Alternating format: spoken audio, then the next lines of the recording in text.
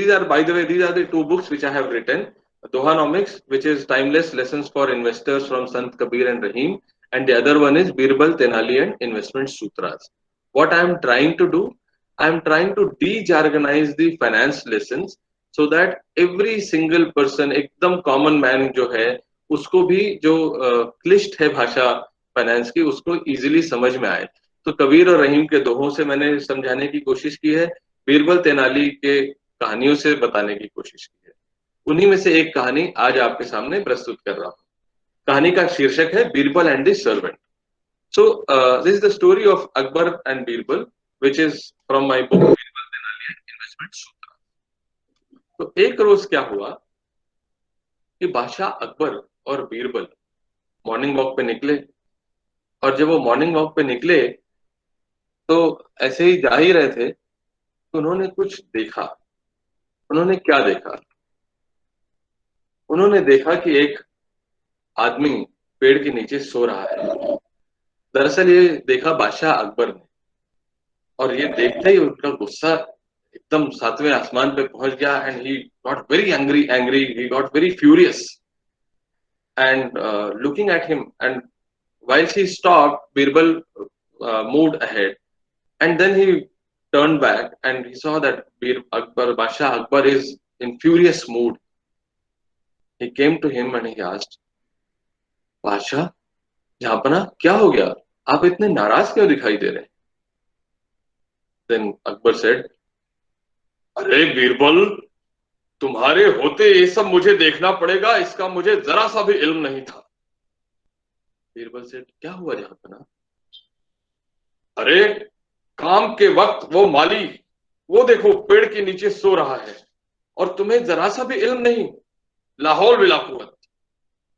Birbal felt very embarrassed. उनको बहुत शर्मिंदगी महसूस हुई. एंड ही सेड, जहांपना, गुस्ताखी माफ. जो हुआ उसके लिए मैं बहुत क्षमा प्रार्थी हूं, लेकिन मुझे सिर्फ चंद लम्हों का समय दें. मैं यूं गया और यूं आया. And Birbal went into the garden and after some time he came back.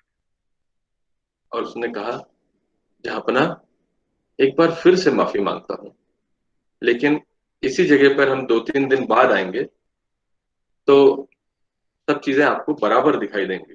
सब कुछ ठीक ठाक हो चुका होगा. ठीक है, अगर तुम कहते हो तो. And then after 2-3 days, they came back to the same place.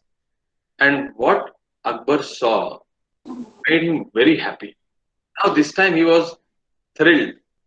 And he said, अरे बीरबल, उस दिन तुमने ऐसा क्या कह दिया कि सारे लोग काम पर लग गए? बीरबल said, जहांपना, उस दिन मैं अंदर गया और मैंने एक अनाउंसमेंट की कि बादशाह ने अपने जासूस आप लोगों के बीच छोड़ रखे हैं, और जो भी माली मेहनत से काम करता हुआ पाया जाएगा उसको प्रमोशन मिल जाएगा. he will get promoted and he will transfer to the palace. महल में प्रमोशन हो जाएगा. इस बागीचे से बजाय महल के बागीचे में उसको काम करने को मिलेगा. और ऐसा सुनते ही सारे लोग देखे काम पे लग गए. हा हा हा, बीरबल, तुम्हारी बुद्धि का जवाब नहीं. No wonder you are one of the best amongst, you are the best amongst all my 9 gems. And then वो अपने महल की तरफ चल पड़े. What is the moral of the story? The moral of the story is, do not let your money sleep, make it work for you. Many times people save lot of money, they put it in their bank account, but they do not invest to generate more money. हम लोग, ज्यादातर लोग, हम पैसे के लिए काम करते हैं. कोई सैलरी से कमाता है, कोई बिजनेस से कमाता है. हम सब पैसे के लिए काम करते हैं, लेकिन ऐसा भी होना चाहिए कि पैसा हमारे लिए काम करे. And that's the whole objective of पैसे की पाठशाला, to make you understand that how money can work for you. लेकिन बात फिर वही आती है कि पैसे के लिए तो मैं काम कर लूं, लेकिन करूं क्यों? Why? Because what I have seen that my parents, who, my father was an ex bank, is an ex banker, my mother used to work with BHU. दोनों को पेंशन मिल रही है, दोनों ने कभी कोई रिटायरमेंट प्लानिंग नहीं की, ऐसा कोई बड़ा इन्वेस्टमेंट वगैरह ऐसा कुछ ज्यादा नहीं किया सिवाय बैंक एफडी के, उनकी तो लाइफ अच्छे से चल रही है, तो मुझे ऐसा करने की क्यों जरूरत है? तो there is something called inflation. Milton Friedman नाम के एक बड़े इकोनॉमिस्ट रहे हैं, और उन्होंने एक बात कही कि inflation is taxation without legislation. Inflation एक टैक्सेशन है, एक तरीके का टैक्स है जो आपको किसी लेजिस्लेशन के थ्रू नहीं आता। एक और इकोनॉमिस्ट है रॉबर्ट हिक्स, उन्होंने भी इन्फ्लेशन पे एक बात कही है। वो कहते हैं inflation is not a benign element in the economy's operation, it is as it has always been the most dangerous and destructive form of taxation. ध्यान रखिए, the most dangerous and destructive form of taxation. तो अगर ये महंगाई सबको समझ में आती है, इनफैक्ट एक गाना भी है एक मूवी में, पीपली लाइव्स आई थिंक, सखिया सखी सैया तो बहुत ही कमात है, महंगाई डायन खाए जात। तो ये महंगाई किसी को डायन लगती है, मुझे तो ये एक दैत्य जैसा लगती है, ये मॉन्स्टर लगती है। और इन्फ्लेशन की जो डेफिनेशन है वो क्या है? ये टेक्स्ट बुक डेफिनेशन है, the rate at which the general level of prices of goods and services is rising and subsequently the purchasing power of money is falling. इसका मतलब क्या हुआ? इसका मतलब ये हुआ कि आज कोई चीज जो 100 रुपए मिल रही है, तो हम कहते हैं purchasing power of money is falling. What does it mean? तो आज मान लीजिए कोई चीज 100 रुपए की मिल रही है, और गवर्नमेंट ने कहा कि इन्फ्लेशन रेट इज 5%, तो एक साल बाद वो चीज 105 रुपए की मिलनी चाहिए। फर्ज कीजिए कि आप शक्कर लेने जा रहे हैं और आज शक्कर का प्राइस 100 रुपए किलो, एक साल बाद आप लेने गए तो दुकानदार आपको कहता है कि 120 रुपए। तो क्या आप उससे बहस करते हैं कि नहीं, इन्फ्लेशन रेट तो 5% है? क्योंकि जो हमको इन्फ्लेशन रेट दिखता है वो वेटेड एवरेज दिखता है, कई सारी चीजों को, गुड्स एंड सर्विसेज का मिला जुला रूप है, तब जाके वो 5% आता है। But things which we use in our life, उनका जो दाम है, उसकी जो रेट्स है, वो उसके कई ज्यादा इससे बढ़ रहा है। दूसरी चीज, I also coined a term called lifestyle inflation. What is lifestyle inflation? Just to give you an idea, अगर ऐसा आप अक्सर देखोगे आपने अपने आसपास कि किसी ने 5 साल पहले एक, मान लीजिए, एक कार खरीदी वैगनआर, वो थी 4.25 लाख रुपए की। आज वो कार बदलता है और वो होंडा सिटी में पहुंच जाता है, जो मान लीजिए 12-13 लाख की कार है। तो सीधा 3 गुने का फर्क हुआ।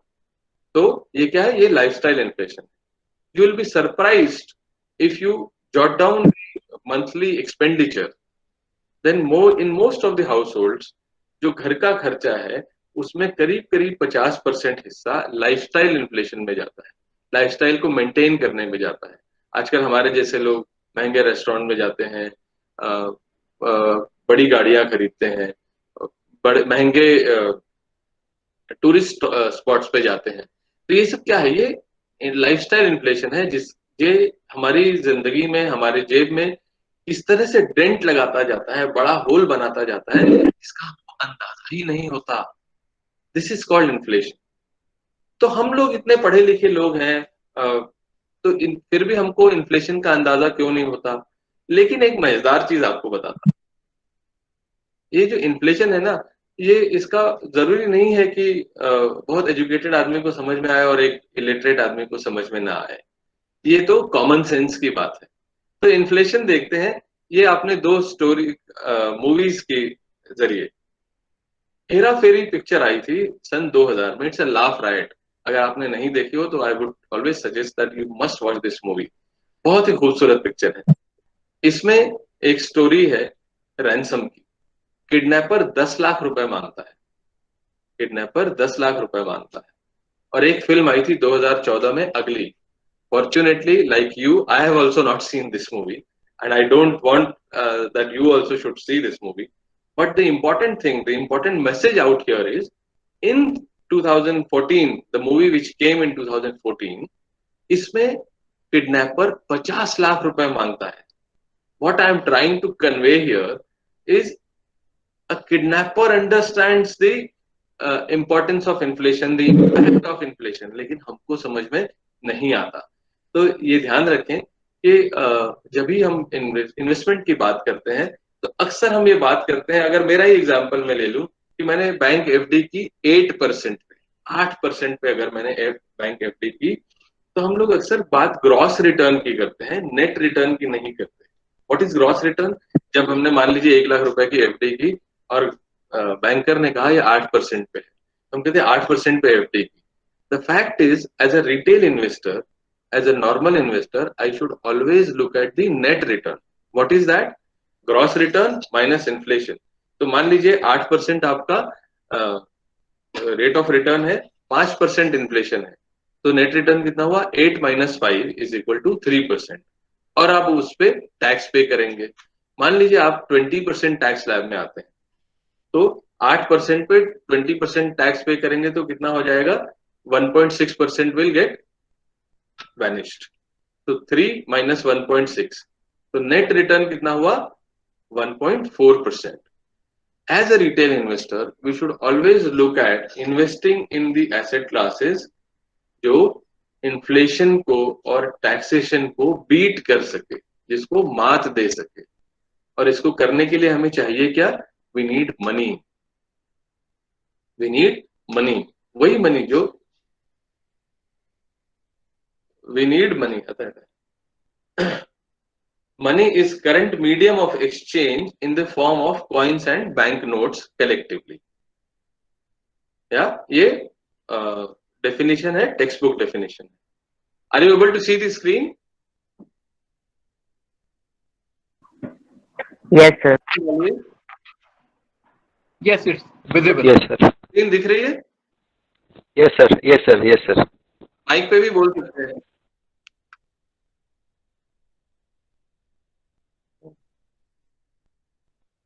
Visible है sir, visible, please. Hello, sir visible है sir. Okay. So current medium of exchange in the form of coins and bank notes collectively, right?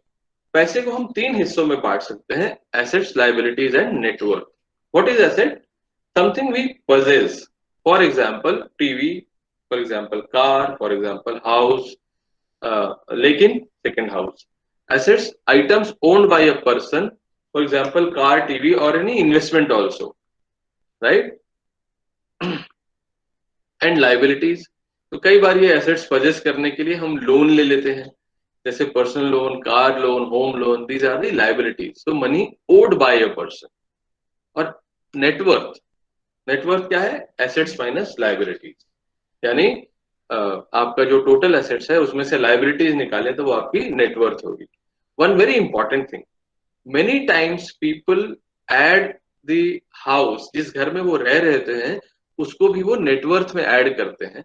Ideally you should not add the house where you are living in your net worth, क्योंकि रोटी, कपड़ा और मकान आपने सुनाई है, ये 3 बुनियादी चीजें हैं। तो in worst to worst case people do not sell their house where they are living, right? तो हाँ, अगर आपने दूसरा घर लिया है, एक हॉलिडे होम लिया है, that should be part of your net worth, but the house where you are living should not be part of your net worth. या many times we think that कोई व्यक्ति जब कंजूस है, पैसे बचाता है, जमीन में पैसे गाड़ के रखता है, तिजोरी में रखता है, तो बड़ा स्मार्ट है और वो जो है अच्छा इन्वेस्टमेंट करने वाला होगा। What we actually do not know is savings is not equal to investments. Investments is the second process. The first process is saving. The first step is saving. The second step is investment. तो जो आप पैसे बचाएं उसको किस तरह से invest करें ताकि वो और आपके लिए पैसा बनाए, and so that it will help you in beating the inflation and tax. ये हमेशा याद में रखिए। हमने ये बचपन से ये फॉर्मूला सुनते आए हैं, income minus expenses is equal to savings, right? But जो मैंने पहले बात कही कि लाइफस्टाइल एक्सपेंस ने हमारे जीवन में इतना ज्यादा डेंट लगाया है कि हमको, क्योंकि ये नया इंडिया है, हमको इस फॉर्मूले को थोड़ा चेंज करने की जरूरत है। How?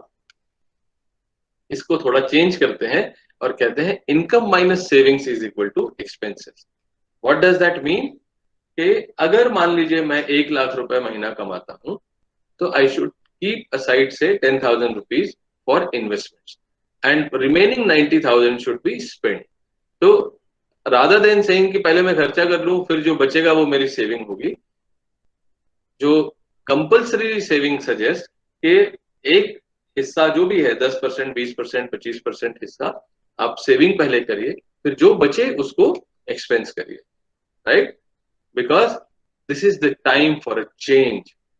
The behavioral pattern, as I said earlier also, has changed drastically.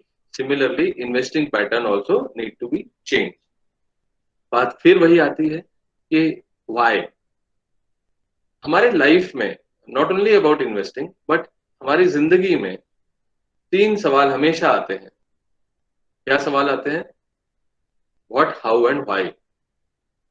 दरअसल हमको पहले व्हाई को आइडेंटिफाई करना चाहिए. So there is a guy called Simon Sinek. अगर आप YouTube पे जाके इनका वीडियो देखिए, he beautifully defines the importance of why in life. Simon Sinek, SIMON SINEK. इनका वीडियो आप जरूर देखें. तो जनरली हम जब भी हम लाइफ में आते हैं तो व्हाट, हाउ और व्हाई करते हैं. इन्वेस्टिंग में तो खासकर ऐसा होता है कि लोग इन्वेस्ट कर देते हैं, फिर मामला गड़बड़ हो जाता है, फिर उसको हम जस्टिफाई करना शुरू कर देते हैं कि अरे वो फलाना ने बोला था कि इसमें डाल दो इसलिए मैंने डाल दिया, rather than identifying or clarifying the why in the first step itself. Because see, the thing is, it is your hard earned money, so you need to clarify you need to identify your why first, right? So that's why you need to, instead of जो conventional method है कि outside से inside जाने का, people should look at inside to outside. तो why से start करिए और what पर खत्म करिए. Just to give you an idea, say for example, if you are planning for a journey, if you are planning for a journey, तो आप क्या identify करते हो? क्यों जाना है? क्यों जाना है? मजा लेने जाना है, that is identified. मजे करने हैं तो कहाँ पे करने हैं? पहाड़ों पे जाना है कि बीच पे जाना है? मान लीजिए पहाड़ों पे जाना है. Then कैसे जाना है? How, प्लेन से जाना है या ट्रेन से जाना है? वो भी डिफाइन हो गया. फिर व्हाट, करना क्या है? तो गर्म कपड़े रखने हैं, पहाड़ों पे रोड का अगर ट्रैफिक होगा तो क्या कहते हैं, वोमिटिंग का इश्यू ना हो इसलिए उसकी दवाई रखनी है. तमाम तरीके की चीजें हम व्हाट में क्लियर कर लेते हैं, but it starts with why. Similarly while investing और while using the money to invest, you should start with a why. That, और ये व्हाई क्या है? ये है आपका गोल, जो कि आपको पहुंचाता है अपने रास्ते पर. और उस रास्ते पर पहुंचाने के लिए, उस गोल को पहुंचाने के लिए हम कुछ इंस्ट्रूमेंट्स का इस्तेमाल करते हैं. तो these are called as types of investment. So for example, the most popular one is bank. तो बैंक एफडीज करते हैं. सेकंड इज पोस्ट ऑफिस, जो गारंटीड रिटर्न देता है. Third is real estate, again a very popular investment option. And fourth is सबका प्यारा सोना हमारा, राइट, गोल्ड.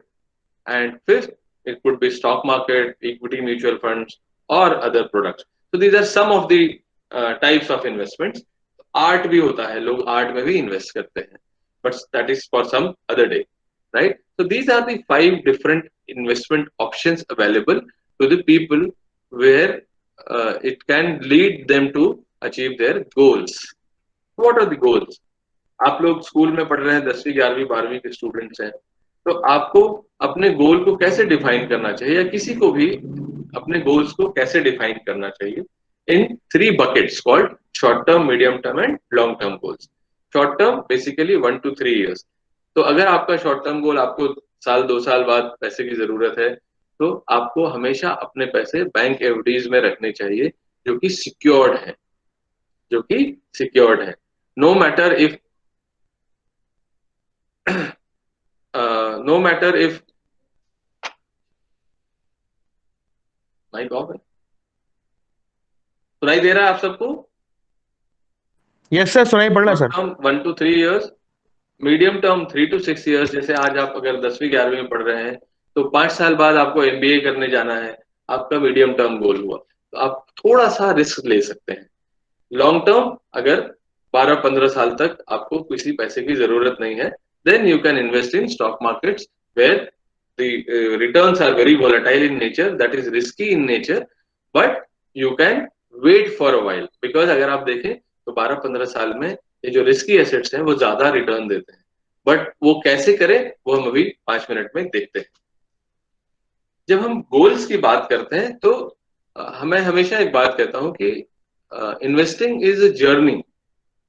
जैसे हम जर्नी पे जाते हैं तो क्या होता है, हमारा डेस्टिनेशन डिफाइंड होता है।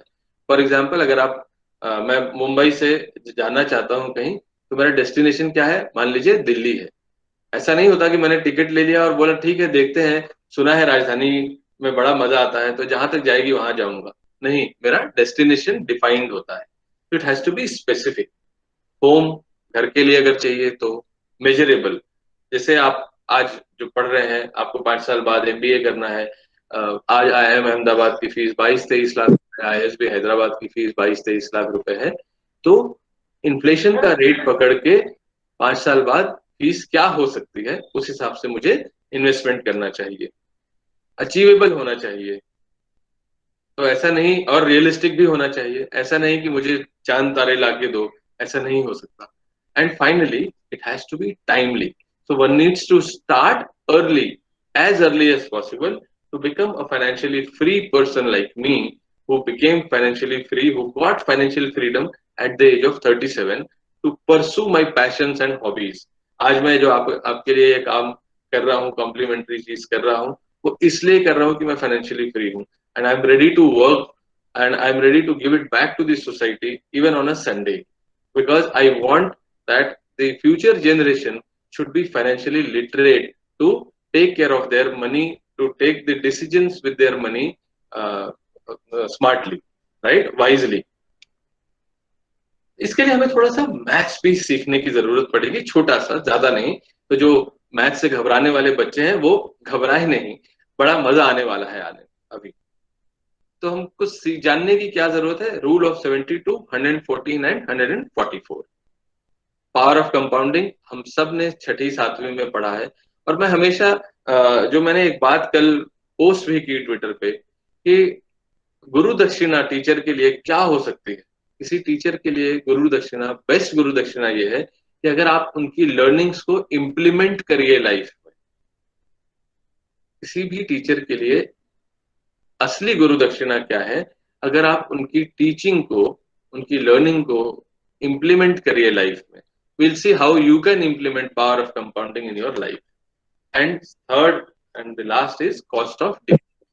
Yeah, I need participation from you all in this. तो बड़ा मजा आने वाला है। रूल ऑफ 72 क्या है, rate required to double the money, right. R is equal to rate of return, time is equal to time, T is equal to time taken. So R into T is equal to 72. तो अक्सर आपने लोगों से बात करते हुए सुना होगा लोगों को कि मैंने फलाना जगह पैसा इन्वेस्ट किया और मेरा पैसा 8 साल में डबल हो गया या 9 साल में डबल हो गया। लेकिन लोग रेट ऑफ रिटर्न नहीं बताते, उनको अंदाजा नहीं होता, बिकॉज आवर माइंड, या तो हम एब्सोल्यूट नंबर में बात करते हैं या सिर्फ परसेंटेज में बात करते हैं। Ideally as an investor you should always look at both the aspects. तो अगर आपने कहा कि 12 साल में पैसा डबल हो रहा है तो क्या होगा, 72 divided by 12, rate of return is only 6%. In this case, for example, if the time taken to double the money is say 8 years, then the rate of return would be 72 divided by 8 is equal to 9%. Yeah. Similarly, अगर आपको पता करना है rule of 114, what is that? Rate required to triple the money. Same formula, R into T is equal to 114 this time. So if the time taken to triple the money is say 12 years, then rate of return would be 114 divided by 12 is equal to 9.5%. Rule of 144, rate required to quadruple the money. So if the time taken to quadruple the money, बहुत सारे लोग अक्सर ये बात कहते हैं कि मैंने फलाना रियल एस्टेट में पैसा डाला था, 10 लाख रुपए डाले थे आज से 20 साल पहले, आज 40 लाख रुपए हो गए। तो 40 4 गुना हो गया, and we feel very happy, we feel very impressed. हम बहुत बोलते हैं कि अरे ये आदमी तो बड़ा स्मार्ट है, इसने 20 साल में 4 गुना कर लिया। But look at the rate of return, it's only 7.2%. So as an investor, you should always look at both the things, which is absolute number and rate of return. Got it? Now to the second point, which is power of compounding. So this is a story of three friends, Ram, Shyam and Ghanshyam. तो अभी हम फिलहाल सिर्फ राम और श्याम पे focus करते हैं. So Ram decided to invest 5,000 rupees every month for the next 35 years. Ram decided to invest 5,000 rupees for the next 35 years, assuming that rate of return was 12%. ये बात उसने घनश्याम को बताई. घनश्याम सेड, अरे लाइफ जीने के लिए होती है दोस्त, जरा मजा कर ले, पैसे मैं बाद में इन्वेस्ट करूंगा. और घनश्याम ने कहा, मैं तो 35 साल की उम्र में 5,000 रुपए इन्वेस्ट करूंगा और 25 साल तक करूंगा. अरे तेरे से क्या, मैं सिर्फ 6 लाख रुपए ही तो कम इन्वेस्ट करने वाला हूं. Because over 35 years Ram would invest 21 lakhs and Ghanshyam would invest only 15 lakhs. So the difference is only 6 lakhs. But there has to be a difference in their future value. Yeah, there should be a difference in their future value. So you all need to guess what will be the future value of Ram and what will be the future value of Ghanshyam. Please put your numbers. और आपको सिर्फ guess करना है. Please do not use your calculator. Idea ये है कि हमको देखना है कि अंदाजा लगाना है कि हमको पावर ऑफ कंपाउंडिंग के बारे में कितना आइडिया है. तो राम की फ्यूचर वैल्यू क्या होगी और घनश्याम की फ्यूचर वैल्यू क्या होगी. Let's start with Ram. What should be the future value of Ram? अपने चैट बॉक्स में आंसर टाइप करिए.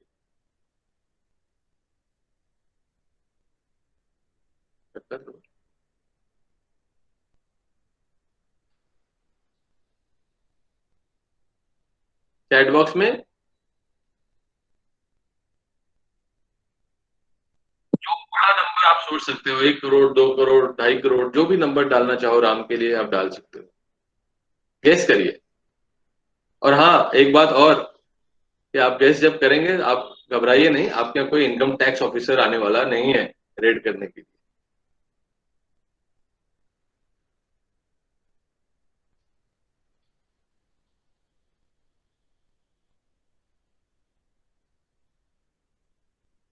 ओके, शशांक कहते हैं 1.8. Wow, very good, very good, thank you Tanu, Manodeep. Okay, and what should be the future value of Ghanshyam? अभी हम राम पे आए, राम ने कहा 2 करोड़. घनश्याम की फ्यूचर वैल्यू क्या होगी? Any idea? देखिए सिर्फ 6 लाख का डिफरेंस है इन्वेस्टमेंट में.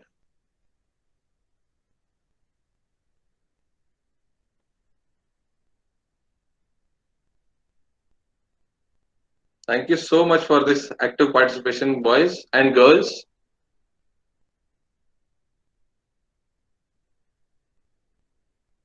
Okay, see the future value.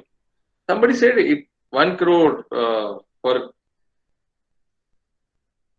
So Ghanshyam is at 0.95 lakhs, 95 crores, and Ram is at 3.2 crores. The difference of 6 lakhs becomes the difference of 2.25 crores in the future. That's the power of compounding. अपने formula चक्रवृद्धि ब्याज का, compounding interest का formula अगर आपको याद हो तो PV1 + R raised to the power n. n is in exponential. तो वो जितना बड़ा होगा उतना एक्सपोनेंशियली ग्रोथ होगी. तो तब घनश्याम को 35 साल की एज में समझ में आया कि भाई मैं तो बहुत पीछे छूट जाऊंगा राम से. 5,000 रुपए से बात बनने वाली नहीं है, या फिर 12% से बात बनने वाली नहीं है, तो मुझे कुछ करना पड़ेगा. तो घनश्याम के पास क्या ऑप्शन है to catch up with Ram? He has 2 choices. Either his rate of return should be more, that is more than 12%, or he should save monthly more than what he was thinking of, कि 5,000 से ज्यादा करना चाहिए.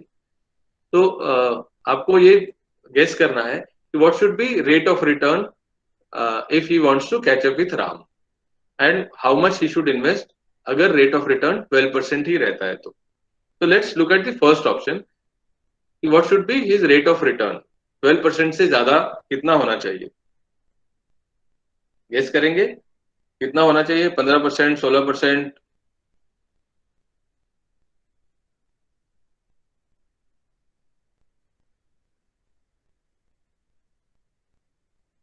आप लोगों को मजा आ रहा है कि नहीं ये करने में?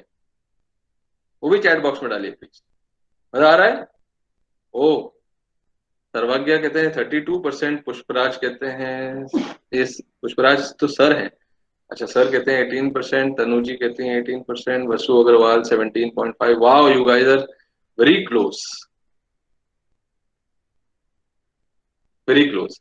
एंड ये तो बात हो गई परसेंटेज की। अभी ये बताइए कि अगर रेट ऑफ रिटर्न सिर्फ 12% ही रहता है, then how much he needs to invest instead of 5,000? उसको कितना इन्वेस्ट करना चाहिए?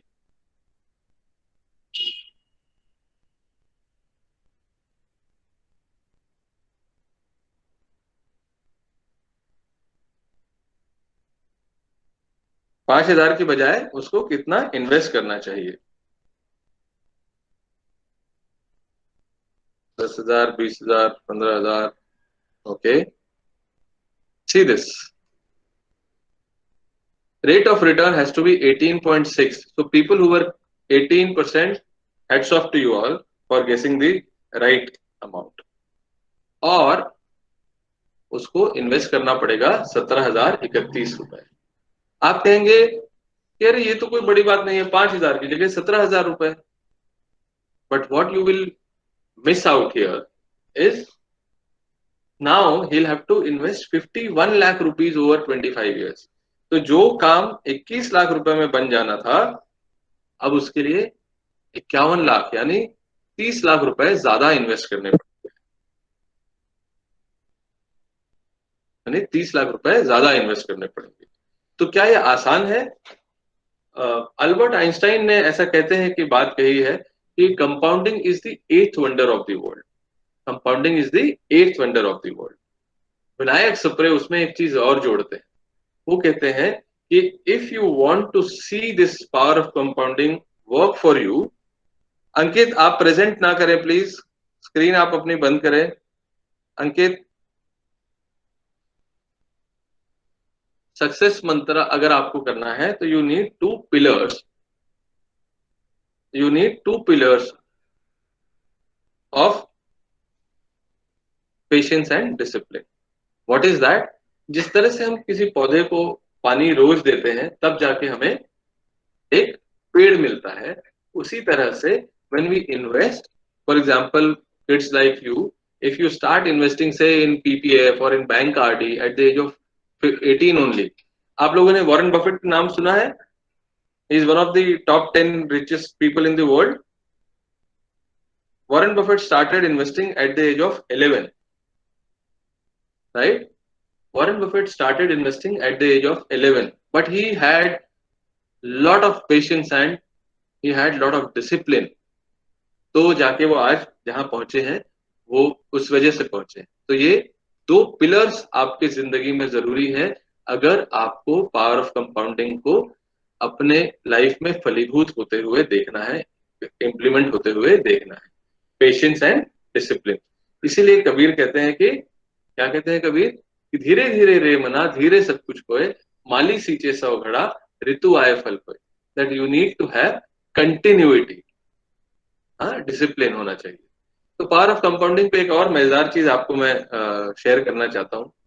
मान लीजिए कि मैं आपको आज आज 1 करोड़ रुपए दूंगा। आपको मैं दो ऑप्शन देता हूं। मैं कहूंगा कि आज मैं आपको 1 करोड़ देने को तैयार हूं, या फिर मैं आज 1 रुपए दूंगा, कल 2 रुपए दूंगा, परसों 4 रुपए दूंगा। ऐसा करके मैं 31st डे तक आपको वेट करना पड़ेगा। जो 31st डे को जो अमाउंट आएगा वो मैं आपको दूंगा। तो which option you would choose? अपने आंसर अपने चैट बॉक्स में डालिए। तन्नू जी ने फट से कहा ऑप्शन नंबर 2, वो समझ गई। Option B, option B, yes, there is a catch, right, there is a catch. अब जो आप लोगों ने बात तो कह दी ऑप्शन बी या ऑप्शन 2, अब आप गेस करिए कि on 31st day how much money I will end up giving to you. On 31st day how much money I will end up giving it to you, और मैं वो add करने को नहीं बोल रहा हूं, सिर्फ 31st डे को जो अमाउंट आएगा वो कितना होगा ऑन 31st डे। और जितना बड़ा अमाउंट गेस कर सकते हैं गेस करिए, जितना बड़ा amount. Ankur, what is 496? 2.5, 3.5, 15 crore, थोड़ा और बड़ा। आजम अली, वाओ यू आर, आप तो बहुत ज्यादा ही अपेक्षा, सुपर ऑप्टिमिस्टिक आदमी है आप। अच्छी बात है। Om Saxena, actually on 31st day I may end up giving you 107 crores. 107 crores. That's the power of compounding. Now we are coming to the final stage, which is cost of delay. Simran and Raj, ये दो दोस्त थे, इनका DDLJ से कुछ भी लेना देना नहीं है। Yeah. So Simran used to invest 1 lakh rupees every year, and she invested for 10 years, and she started at the age of 25. So total amount she invested how much? 10 lakh rupees, and her rate of return was 12%. Then Raj came in her life and he said, Simran, now I will invest for you 1 lakh rupees every year for next 25 years. So how much he invested? He invested 25 lakh rupees, and rate of return was 12%. What Simran did, उसने पैसा invest करना बंद कर दिया, लेकिन पैसे निकाले नहीं। पैसा इन्वेस्ट करना बंद कर दिया, लेकिन पैसे निकाले नहीं। And that money was also growing at 12%. So Raj invested 25 lakhs over 25 years, and Simran invested only 10 lakh rupees. Now you need to you need to guess the future value of Simran and future value of Raj for me. Can you please guess and put your numbers in the chat box?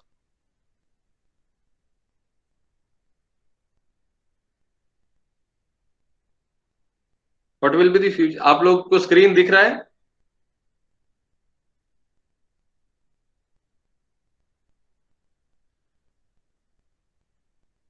$36 lakh Simran, okay, 10 crore, 20 crore. अभी मैंने बहुत सारे आप लोग के मन में आशाएं बंधा दी हैं ज्यादा मेरे ख्याल से। हाँ, thank you so much, thank you so much. Simran 2 crore, Raj 5 crore, Simran, ये Raj 5 crore, Simran 2 crore. Tanu ji, I can understand आप राज को ज्यादा इंपॉर्टेंस क्यों दे रही हैं, but see the result. Simran is at 3.59 crores and Raj is at 1.48 crores. Despite investing 2.5 times more, the amount invested is 2.5 times more, but still Raj की value 2 crore से कम है। She is at 3.59 crores and Raj is at 1.48 crores.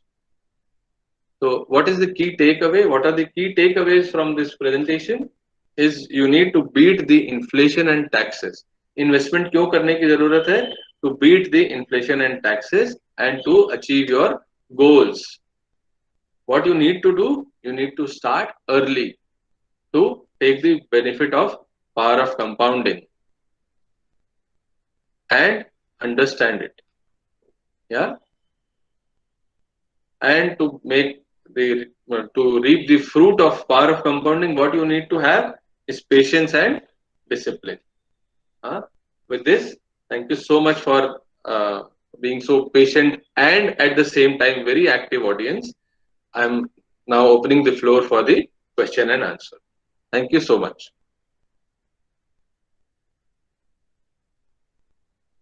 You may ask the question now.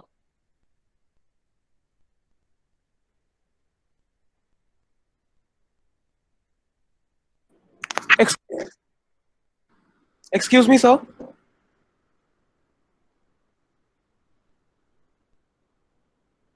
Sir.